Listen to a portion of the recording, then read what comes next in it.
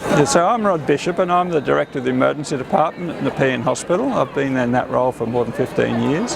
So I'm a specialist emergency physician and I've got obviously a lot of experience in emergency medicine, but also spent many years doing retrieval medicine with CareFlight. And I've also done a lot of work around critical appraisal, and that's really my area of interest. So my current role at the university is the course coordinator for the Master of Medicine in Critical Care, and I also am one of the unit of study teachers in evidence and ethics in critical care medicine. So the degree is really aimed at people who are coming into the specialties of anaesthetics, emergency medicine or intensive care, or already progressing along their training or even finished their training. And it's been designed to cater for each of those cohorts, if you like. So people coming into the training offered subjects around physiology, pharmacology, anatomy and pathology, which would obviously help them with their primary examinations, but also provide them a good grounding in those subjects relevant to critical care medicine rather than the more general approach that they would have had as an undergraduate. Moving on from that, there's courses that really cover things that you don't get when you're just learning your craft in the hospital. Things around communications, obviously biostatistics you could do, evidence and ethics, which is the capstone unit, and linked with clinical epidemiology, gives you a sense of how to look at the literature, how to be critical about your practice when you're out there in the real world, as well as specific if you like, craft-specific subjects like retrieval medicine and pain management, which will help you in your day-to-day practice if that's where you're heading.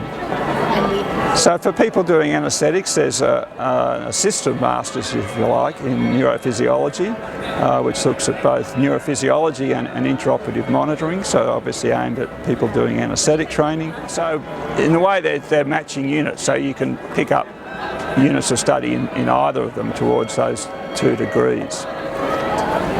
So students will find this not an insignificant amount of work, and that's what a Master of should be. If they're working full-time, a student should probably look to only doing 1 or 2 units of study, particularly the very content-heavy units such as physiology, pharmacology, where the amount of work and the time you need each week is quite considerable, and to do more than 2 units would really challenge your time. In the course you have a choice really of how you structure your study. So you could combine physiology and pharmacology in one semester, and they are designed to be fit together. But if you thought that might be too much work, you might choose to do, say, introductory clinical epidemiology early on in the course, and then do one of the other sciences with that, and then subsequently do some of the sciences in your second and third semesters. The course was developed to, I guess, fill a hole in what we saw with the training. In specialty training, it's a craft training. You do that in the hospital and you learn how to practice that craft. But you don't get a lot of exposure to the things that are around that. So things like introductory clinical epidemiology and then going on to proper analysis of the evidence. Ethics, being able to communicate well in a clinical environment. Those sort of skills are a different sort of skill set than you would get just from being a registrar and being a trainee. We also obviously recognise the need for people to get more specific training in physiology, pharmacology for critical care medicine that would help them both sit their primary but also be useful in their clinical practice. So we've been overwhelmed with the response to this degree. Most Masters of Medicine programs or Masters start with 10s, 20, 30 students.